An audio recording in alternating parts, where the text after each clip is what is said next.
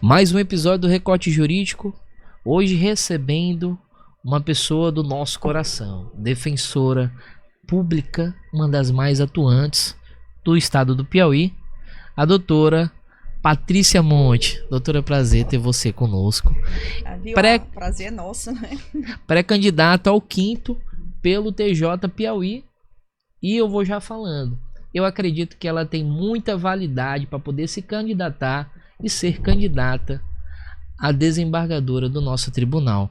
Patrícia, para poder iniciar nossa conversa, eu queria que a gente falasse sobre projetos que você encabeça, que falam muito sobre a sua personalidade.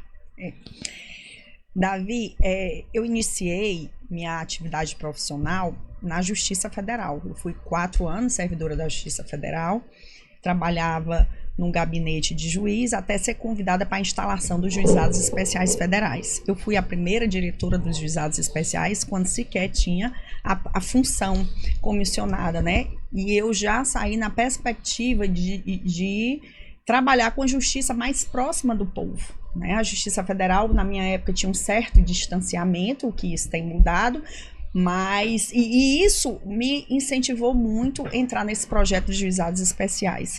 Eu acredito que a justiça, os servidores do judiciário, todos os membros do sistema de justiça têm que estar perto da população para realmente prestar um serviço de eficiência. Então, eu fiz parte da Justiça Federal, depois eu fui 4 anos delegada de polícia, fui a primeira delegada da Delegacia de Direitos Humanos, que foi uma construção coletiva nossa, da Secretaria de Segurança, junto com os movimentos sociais, né? E a gente instalou essa delegacia com sucesso em 2005 ainda, e desde 2007 que eu sou defensora pública, trabalhei em várias comarcas como Água Branca e toda a regional, Barro Duro, Angical, Palmeirais, Demerval Lobão, São Gonçalo, Campo Maior, Castelo, Piripiri, Altos, enfim, conhecendo toda a estrutura do judiciário do Piauí na época que eu fui defensora. E atualmente eu sou defensora de família há mais de 12 anos, né? Minha atuação é junto à 4ª Vara de Família.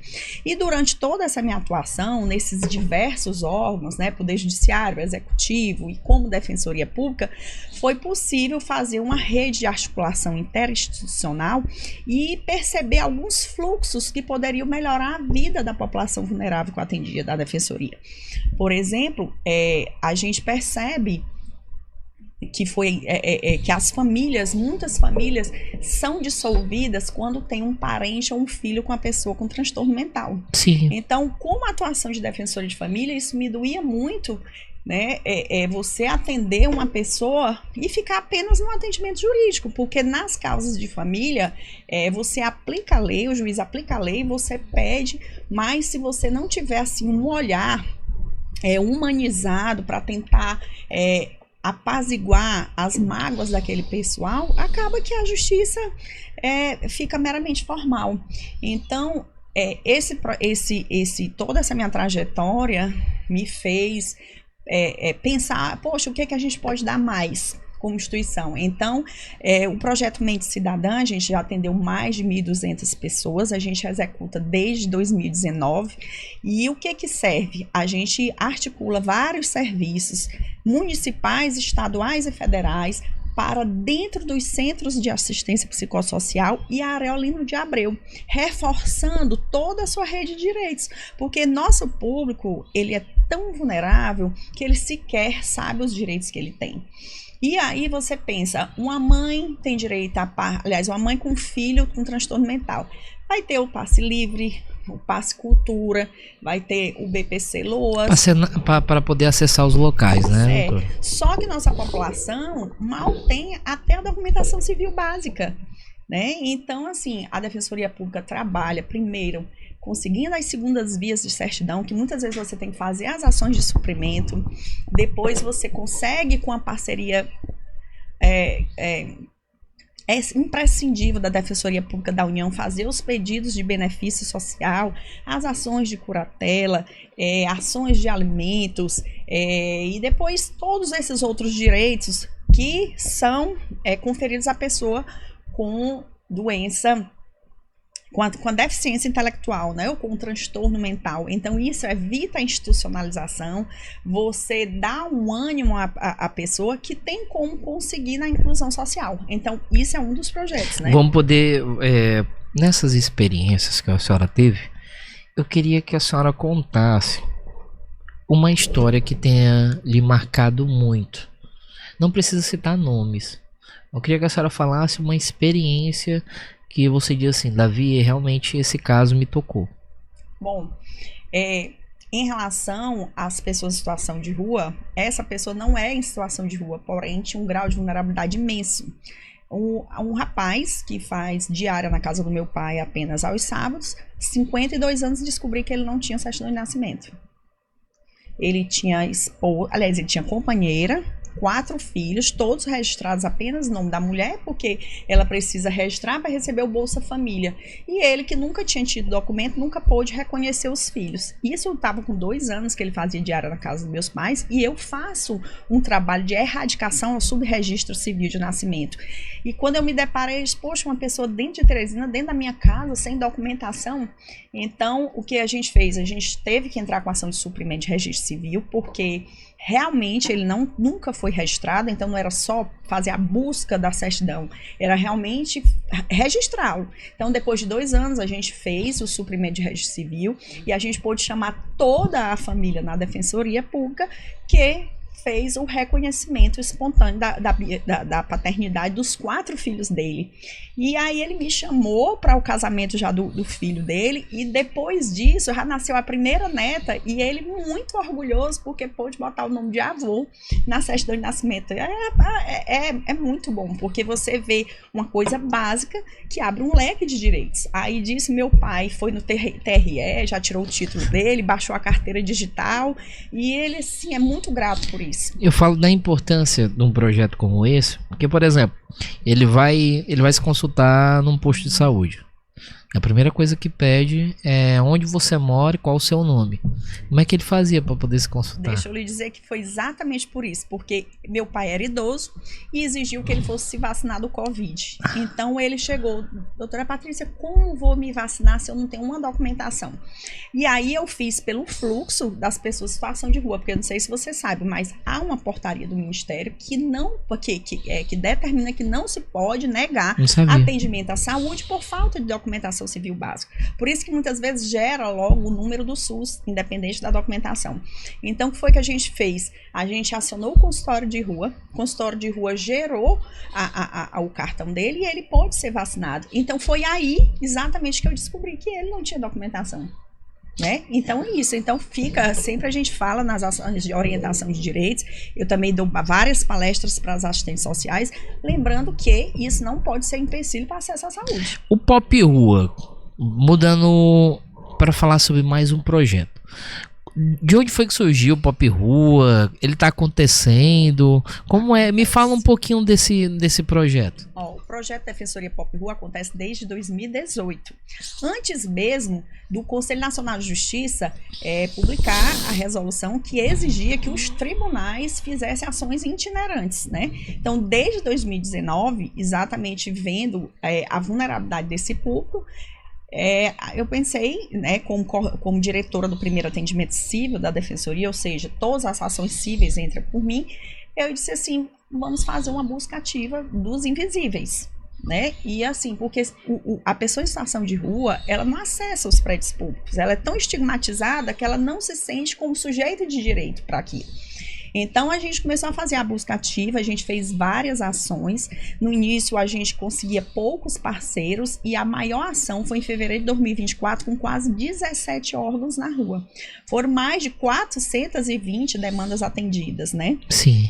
E, assim, foi um espetáculo. Aí, a partir disso, a Defensoria foi protagonista para, junto com o Tribunal de Justiça do Piauí e a Justiça Federal, fazermos o projeto Pop Rua Ajude. Né? Mas eu tenho muito orgulho de dizer que a Defensoria foi que iniciou esse espaço desde 2018. Inclusive, esse projeto ele foi escolhido dentre as práticas exitosas do Conselho da Associação Nacional de Defensores Públicos, e eu fui apresentar em São Luís, no Maranhão. A gente tá vendo, ao decorrer da sua trajetória, uma candidata humana. A senhora acredita que essa sua experiência, como é que ela pode contribuir futuramente no tribunal? Bom, primeiro assim, como a gente, eu já conto na coordenação desses projetos com uma articulação interinstitucional imensa, eu acredito muito no poder da justiça, do poder judiciário para a gente, e a força que ele tem para expandir e crescer cada vez mais esses tipos de ação, né? E realmente uma amiga uma vez me chamou: Patrícia, tu é humanista. Assim, poxa, será? Aí realmente a gente olha uma trajetória de mais de 2.000 pessoas vulneráveis numa busca ativa e disse, realmente pode ser que eu seja realmente uma atriz dos direitos humanos, né? Então, assim, eu penso que a justiça ainda pode ser, sim, muito mais acessível. Eu acho que ainda os nossos cidadãos ainda têm receio de acessar os prédios da justiça, e eu acho que a gente, estando cada vez mais na rua, o Tribunal de Justiça, os juízes, você tem frutos disso, porque a partir do momento que você convive, que você, na realidade, você tem contato com a população vulnerável, você compreende, né, as interseccionalidades do nosso público, da nossa diversidade brasileira, que muitas vezes alguém não entende, sistema de cotas, não compreende alguns direitos das populações minoritárias em direitos, mas a partir do momento que o judiciário, o defensor, o Ministério Público vive, né, está de perto na rua, vendo todas aquelas dificuldades que a pessoa tem para sobreviver na nossa sociedade, eu acho que é o ponto para realmente a gente fazer política pública eficiente de justiça e de transformação social. Então, assim, minha intenção, com a minha experiência, né, eu sou advogada das pessoas vulneráveis há 18 anos, me orgulho muito disso, né? Sou advogada inscrita na ordem, que a missão institucional da Defensoria coincide com a missão institucional da OAB. Então, há 18 anos que eu tenho inscrição na ordem, e a gente tenta exatamente mostrar e sensibilizar todo o sistema de justiça, que a gente precisa de uma justiça mais popular, mais democrática, que realmente todos os cidadãos se sintam no direito de usufruir essa justiça. A outra coisa, Davi, que eu acho essencial é a expansão, né, e o fortalecimento da política de solução extrajudicial de conflitos. Não só através dos centros de mediação, inclusive expandindo essa capacitação e essa atuação, e principalmente a cultura de paz, comunicação não violenta, como a questão também da atividade extrajudicial nos cartórios. Eu acho que nossos advogados ainda são pouco capacitados para descobrir e atuar no ramo da advocacia extrajudicial, que já não conta tanto com a morosidade da justiça. É importante que se diga que os cartórios estão cada vez mais eficientes no seu serviço, até mesmo porque o CNJ tem várias metas de fiscalização e de cobrança da melhoria dessa atuação. Então, eu acho que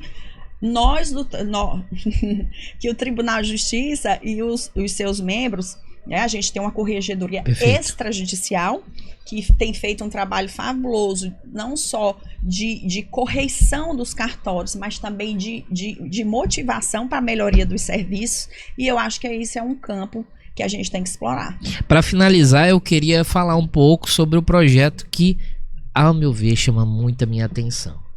É o Meu Nome, Meu Orgulho. Como é que funciona esse projeto e qual a quantidade de pessoas que ele tem beneficiado no Piauí? Bom, o projeto Meu Nome, Meu Orgulho também nasceu em 2019. Aí você disse assim, doutora Patrícia, por que tudo em 2019? A Associação Nacional de Defensores Públicos fez uma campanha que é assim: onde existe pessoas, nós enxergamos cidadãos. Então, a gente fez um planejamento de quais eram os mais invisíveis. E assim como as pessoas com doença mental, as pessoas em situação de rua, disse assim, as pessoas transgêneras, quem são elas e onde estão? E na verdade, Davi, em 2018 foi que saiu o provimento do CNJ autorizando o requerimento meramente em cartório a partir da sua autodeclaração, ou seja, sem necessidade de laudo de psicologia, de laudo social e de cirurgia transexual, para fazer a alteração do prenome e gênero. Então, assim como os outros projetos, a gente foi fazer a busca ativa desse público. Então, eu e minha equipe, a gente foi para algumas boates LGBTQIA+, a gente teve vários ações de educação em direitos. A Laura, que é uma transgênero, né, ela fica sempre na coordenadoria LGBTQIA+, da SASC. Ela foi em mais de 60 municípios levando o projeto, porque o projeto tem cartilha, Perfeito. O projeto tem requerimentos. E eu te digo aqui, Davi, nós somos o único órgão que tem 253 pessoas transgêneras cadastradas. Ou seja, é um público completamente invisibilizado, que eu até hoje me surpreendo com a busca que ainda existe do serviço, né? E esse projeto, ele não se limita apenas a fazer alteração de prenome e gênero. Hoje a Defensoria, em razão dele, é chamada para várias reuniões tentando dar novos passos em acesso a direitos dessa população, que uma das demandas maiores, além da inclusão social e do respeito, né? Acho que a gente tem uma violência ainda muito grande contra essas pessoas. A expectativa de vida média só é de 35 anos, né? Pelo grau de vulnerabilidade. E aí, se você estudar, você vai ver que a gente precisa de equidade na área de saúde. Só para você ter uma ideia, mais de 50 pessoas transgêneros, elas adoecem mais de DSTs e tudo, porque elas recebem preconceito até na hora da fila do serviço público, né? Por exemplo, os homens grávidos, na hora de fazer o atendimento pré-natal, às vezes é questionado: ah, você não é homem? Por que você está com a criança? Entendeu? Então, são vários tipos de comentários que se faz durante um atendimento do serviço público, que é o que é mais absurdo, ou seja, porque isso é uma violação de direito, que acaba deixando esse pessoal à margem de toda uma garantia de direitos. Então, assim, o meu nome é Orgulho, ele tem um reconhecimento, né? Inclusive, a gente apresentou em Brasília para a Samela Hatt, que é a coordenadora LGBT nacional, e ela ficou impressionada com o projeto, e ele segue, né? Pergunta surpresa. Doutora, a gente sempre faz essa pergunta, na verdade. Eu queria que a senhora desse a indicação de um filme, de um livro e de uma frase que te define. Eita, uma frase.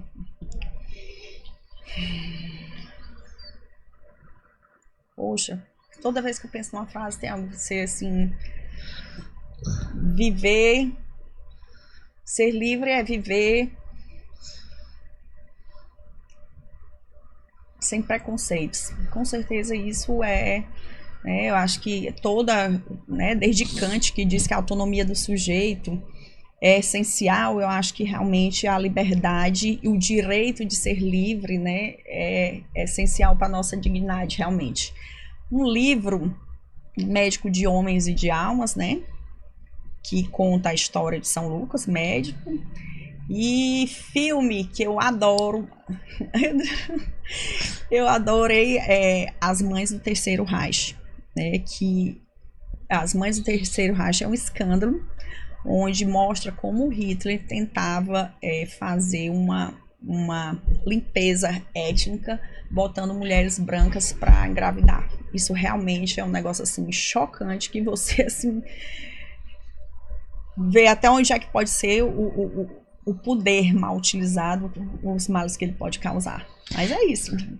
Bem, pessoal, essa foi a Patrícia Monte. Patrícia, agradecer pela tua participação aqui no programa. E para você que ficou até aqui, falar sobre os escritórios do ano, que a gente vai lançar em dezembro, sobre os 100 escritórios mais citados do Piauí, tá bom? E convidar você para assistir o próximo episódio do Record Jurídico. Patrícia, obrigado por estar conosco. Obrigada, Davi, foi sempre um prazer. Muito importante esse trabalho que você faz, de apresentar os profissionais, né, os trabalhos que a gente faz. Muito honrada de estar aqui. Tá Obrigada. bom. Tchau, tchau, pessoal. Obrigado.